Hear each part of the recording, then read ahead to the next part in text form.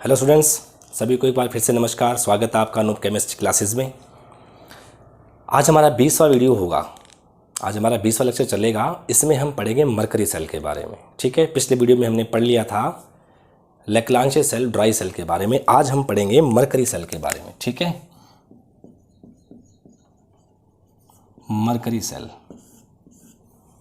ठीक है, चलिए देखिए, मरकरी सेल के अंदर में तीन चीज़ें आपको ध्यान रखनी है। देखो, किसी भी सेल के लिए तीन चीज़ें इंपॉर्टेंट होती है। एक एनोड होता है, एक कैथोड होता है और एक विद्युत अपघटय होता है। तीन चीज़ें इंपॉर्टेंट होती हैं। ठीक है, तो आइए सबसे पहले अपन बात करते हैं कि एनोड कौन है, ठीक है, कैथोड कौन है और विद्युत अपघटय क्या है, इलेक्ट्रोलाइट क्या है, विद्युत अपघटय। ठीक है, चलिए, तो जो हमारा एनोड होता है वो होता है अम्लगमित जिंक। ठीक है ना, अम्लगमित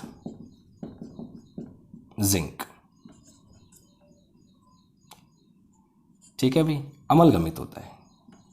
ठीक है, अम्लगमिटेड जिंक बोलते हैं इसको। ठीक है, कैथोड जो होता है ये होता है मर्क्यूरिक ऑक्साइड प्लस कार्बन का पेस्ट। पेस्ट का मतलब है मिश्रण है। ठीक है, और जो विद्युत अपघटय होता है वो होता है KOH प्लस ZNO।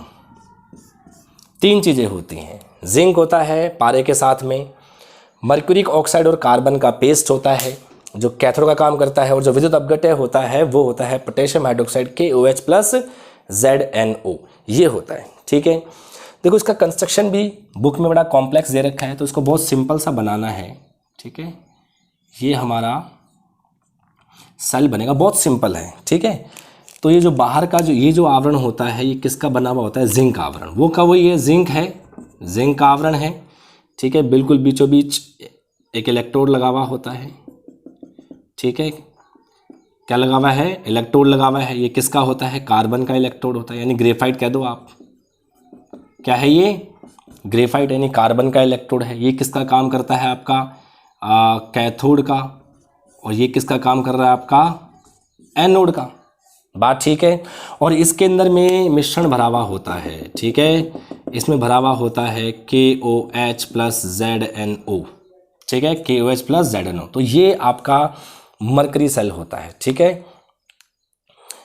ये कौन सा सेल है, आप जो अपन रिस्ट वॉच पहनते हैं, हाथ की जो घड़ियाँ होती है उसमें जो छोटा सा सेल लगा हुआ होता है उसको अपन मरकरी सेल, बटन सेल भी बोलते हैं। बटन सेल क्यों बोलते हैं, बटन के जैसा होता है ना। तो कंस्ट्रक्शन बहुत ईजी है। जिंक आवरण का बना हुआ है बाहर का। ठीक है, अंदर जो होता है बिल्कुल एक रॉड लगी हुई है, वो ग्रेफाइट की होती है, कार्बन की होती है। ठीक है ना, उसको अपन क्या बोलेंगे, कैथोड होता है। और अंदर जो मिश्रण होता है किसका होता है, KOH प्लस ZNO, और साथ में HGO। ठीक है, और साथ में क्या होता है, plus HGO। Okay, plus HGO, इसका हमारे पास मिश्रण होता है। ये हमारा सेल का कंस्ट्रक्शन हो गया, वो हमारी सेल की रिएक्शन हो गई। आइए अब अपन चलते हैं एनोड पर, रिएक्शन कैसे होगी। ठीक है, आइए देखिए, पहले मैं एक बार आपको अलग से यहाँ बताता हूँ, फिर अपन वहाँ चलेंगे।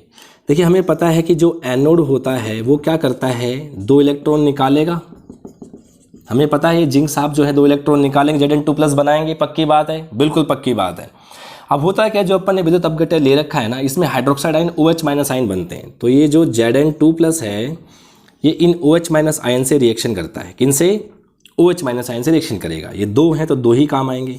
अच्छा, एनोड पर, एनोड का मतलब क्या होता है, माइनस का जुड़ना या O का जुड़ना। तो यहाँ से जिंक O को ले लेगा तो क्या बनेगा, ZNO। बाकी जो कुछ बच गया उसको यहाँ लिख दो, तो 2 H बच गए, 1 O बच गया, मतलब पानी बच गया। आप इसको ऐड करोगे तो क्या होगा, Zn से कैंसिल हो गया, तो क्या बचा, zinc plus 2OH minus equals में ZNO। ठीक है, H2O प्लस 2 इलेक्ट्रॉन, ये रिएक्शन होती है।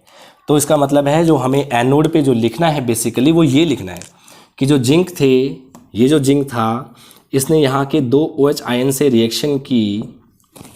ठीक है, और बदले में क्या बनाया, ZNO, O का जुड़ना ऑक्सीकरण कहलाता है। ऑक्सीकरण मतलब एनोड। माइनस का जुड़ना ऑक्सीकरण कहलाता है। ऑक्सीकरण का मतलब एनोड। बदले में क्या निकला, पानी, और 2 इलेक्ट्रॉन का निकलना। इलेक्ट्रॉन का त्यागना भी क्या कहलाता है, ऑक्सीकरण कहलाता है। आपको समझ में आया कि कैसे हुआ, बहुत सिंपल सी बात है। हमें मालूम है कि जो एनोड होता है वो इलेक्ट्रॉन त्यागेगा, और कितने त्यागेगा, 2 त्यागेगा, और क्या बनाएगा, Zn2 प्लस। अब ये है आपके पास धनायन और यहाँ से भैया OH माइनस आएंगे कितने, 2 आएंगे, ठीक है, ताकि आवेश बराबर हो जाए। यहाँ से O निकाल के यहाँ लिख दो, क्या बनेगा ZnO, यहाँ का +2 खत्म, यहाँ का -2 खत्म, 2 H और 1 O है यानी कि पानी बनेगा और आवेश बराबर हो गया। बस इसको जोड़ दो, यहाँ से यहाँ कैंसिल हो गया, ये हुआ जिंक, यहाँ से आया 2OH माइनस, यहाँ से बना ZnO, यहाँ से बना पानी, यहाँ से निकल गए 2 इलेक्ट्रॉन। बात ठीक है कि नहीं है? तो इस रिएक्शन को हमने उठा के यहाँ लिख दिया, ये बन गया आपका एनोड। ठीक है, अब हम चलेंगे कैथोड पर। कहाँ चलेंगे हम? कैथोड पर। तो भाई जो भी एनोड त्यागता है उन सबको कौन ले लेता है? एनोड ले लेता है। तो एनोड कौन है हमारे पास में? HgO। ये जो मर्क्यूरिक ऑक्साइड है यहाँ से इस पानी को भी ले लेगा और यहाँ से इस 2 इलेक्ट्रॉन को भी ले लेगा। क्या बनाएगा भाई? किसे कहते हैं कैथोड किसे कहते हैं? इलेक्ट्रॉन का ग्रहण करना, इलेक्ट्रॉन ग्रहण कर रहा है, या फिर O का निकलना। तो ये HgO अगर O निकाल देगा तो सिर्फ क्या बच जाएगा? Hg बच जाएगा। यहाँ से एक और, यहाँ से एक और 2 हाइड्रोजन, 2 इलेक्ट्रॉन को लेंगे तो क्या बना देंगे? 2OH minus. यानी जो स्टार्टिंग में काम आए थे ये वापस से बन जाते हैं, बन गए। अगर मैं इस रिएक्शन को ऐड करूँ तो देखिएगा क्या होगा, क्या होगा? पानी से पानी कैंसिल हो जाएगा, हाइड्रोक्साइड से हाइड्रोक्साइड कैंसिल हो जाएगा, इलेक्ट्रॉन से इलेक्ट्रॉन कैंसिल हो जाएंगे। ये जिंक है प्लस ये HgO है, ये बना ZnO और ये बना Hg। बात सही है कि नहीं है? बोले कोई दिक्कत? तो आप देखेंगे कि ये जिंक भी क्या होता है? ठोस। ये भी क्या होता है? ठोस। ये भी क्या होता है? ठोस। लेकिन ये क्या होता है? लिक्विड। अगर मैं आपको बोलूं कि भाई आप इसको नैन समीकरण में पुट करिए तो हम क्या लिखेंगे? E = E0 cell -0.0591 electron cancel हुए 2 लॉग केवल और केवल Hg की सांद्रता, क्योंकि बाकी सभी ठोस हैं और जो ठोस होते हैं तो उनकी कंसंट्रेशन कितनी ली जाती है? इकाई ली जाती है। यहाँ पे केवल मरकरी है, लिक्विड है, और हमें पता है कि भाई लिक्विड जो होता है हमें उसी को यहाँ लिखना होता है। ठीक है कि नहीं? हालांकि आपसे पूछते नहीं हैं, मैंने आपको बता दिया है, ये आपसे पूछेंगे नहीं। ठीक है, आपसे तो भाई एनोडिक रिएक्शन पूछेंगे या फिर कैथोडिक रिएक्शन पूछेंगे, कोई प्रॉब्लम। एनोड ने क्या किया? जिंक जो है एनोड है, यहाँ के 2 OH माइनस से रिएक्शन करेगा, O का जुड़ना ऑक्सीकरण कहलाता है, ZnO बन जाएगा, बन गया। बाकी क्या बचा? 2 हाइड्रोजन और 1 ऑक्सीजन बचा, यानी कि पानी लिख दोगे यहाँ से। भाई आवेश को बैलेंस करना है तो 2 इलेक्ट्रॉन भी हमें लिखने पड़ेंगे, क्योंकि हमें वैसे भी पता है कि एनोड हमेशा इलेक्ट्रॉन त्यागेगा, तो यहाँ पे 2 इलेक्ट्रॉन त्यागेगा ताकि आवेश बराबर हो। यहाँ माइनस कर दो, यहाँ भी माइनस कर दो। ठीक है, अब क्या है? हमें रिएक्शन करनी है कैथोड पर। कैथोड पर रिएक्शन कैसी होती है? जो भी त्यागा जाता है उस सबको कौन ग्रहण कर लेता है? कैथोड। कैथोड कौन है? HgO। ये HgO, ये HgO क्या करेगा? इस पानी को भी ले लेगा, इन इलेक्ट्रॉन्स को भी ले लेगा। ठीक है भाई, किसे कहते हैं कैथोड? इलेक्ट्रॉन का ग्रहण करना, यानी इलेक्ट्रॉन ग्रहण किए जा रहे हैं, या फिर O का त्यागना। यहाँ HgO O त्यागेगा तो इस H2 से मिल जाएगा 2 हाइड्रोजन 2 ऑक्सीजन, 2 हाइड्रोजन 2 ऑक्सीजन, और साथ में जो 2 इलेक्ट्रॉन ग्रहण किए ताकि चार्ज माइनस का आ जाए। तो बस सबको काट दो, हाइड्रोक्साइड से हाइड्रोक्साइड कैंसिल, पानी से पानी कैंसिल, इलेक्ट्रॉन से इलेक्ट्रॉन कैंसिल, ये नेट रिएक्शन आ जाएगी। ये आपकी मरकरी सेल की रिएक्शन है। ठीक है, और इस सेल का जो विद्युत वाहक बल होता है 1.35 वोल्ट होता है, 1.35। शुष्क सेल का कितना था? 1.5। इसका कितना है? 1.35 वोल्ट। ठीक है, अब इसमें 2 खास बातें सुनिए। ठीक है, ये जो मरकरी सेल है ना, इसमें स्थिर मान की वोल्टता प्राप्त होती है। स्थिर मान की वोल्टता प्राप्त होने का मतलब है इसमें जो 1.35 है, 1.35 वोल्ट का एक करंट पास होता रहेगा इसके अंदर में, इतनी वोल्टेज का करंट हमें मिलता रहेगा, कम नहीं होता। या तो एकदम डाउन हो जाएगा, ख़त्म हो जाएगा, या इतना रहेगा। ऐसा क्यों? क्योंकि यहाँ पे कोई आयन नहीं बनते, प्रोडक्ट में कोई आयन नहीं बनते। अगर कोई आयन नहीं बनेंगे या फिर यहाँ पे कोई आयन नहीं होंगे तो कंसंट्रेशन में कोई चेंज नहीं होता।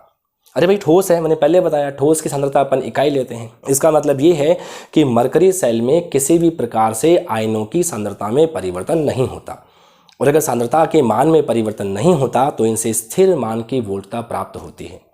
आगे बात समझ, आपसे क्वेश्चन पूछें कि मरकरी सेल में स्थिर मान की वोल्टता प्राप्त क्यों होती है, तो हम लिखेंगे कि भैया मरकरी सेल में होने वाली अभिक्रियाओं में आयनों में किसी प्रकार की सांद्रता का परिवर्तन नहीं होता, क्योंकि आयनों का निर्माण ही नहीं होता, इसलिए हमें स्थिर मान की वोल्टता प्राप्त होती है। जबकि मरकरी सेल, जबकि अपने शुष्क सेल में ऐसा नहीं था, वहाँ पे आयन्स बन रहे थे आपके MnOOH, वहाँ पे अमोनियम आयन था, इस तरीके से वहाँ पे आयन बनते थे। ठीक है ना, जब आयन बनते हैं तो कंसंट्रेशन में चेंज होता है। ठीक है, दूसरी बात क्या है कि मरकरी सेल है, मरकरी, इसका मतलब है Hg साथ में है, पारा साथ में है। इसका मतलब ये जब ये सेल यूज़लेस हो जाए तो हमें इसको बहुत सावधानी से डिपोज करना होता है, डिकम्पोज करना होता है, डिस्पोज करना होता है। यानी हम क्या करते हैं, उसको तो फोड़ देते हैं और मिट्टी में मिला देते हैं, उसको मिट्टी में डाल देते हैं, या फिर उसको अपन किसी सही जगह पर कचरे में डालते हैं, ठीक है ना। क्योंकि आपको पता होना चाहिए मरकरी क्या होता है, टॉक्सिन होता है, जहरीला होता है, ठीक है, जिससे भैया हमें नुकसान हो सकता है। तो उसको बहुत सावधानी से डिस्पोज करना जरूरी होता है, किसको, मरकरी सेल को, ठीक है भाई। तो आपको समझ में आ गया मरकरी सेल की कंस्ट्रक्शन ये है। और ये 3 पार्ट आपको ध्यान रखना है, एनोड कौन है, कैथोड कौन है, विद्युत अपघटय कौन है। एनोड की रिएक्शन, कैथोड की रिएक्शन, ठीक है भाई, बहुत आसान है। अच्छा, मरकरी सेल को अपन बटन सेल भी बोलते हैं। अगर आपसे कोई पूछे कि कहाँ यूज़ आते हैं, रिस्ट वॉच में यूज़ आते हैं, छोटे कैलकुलेटर्स में यूज़ होते हैं।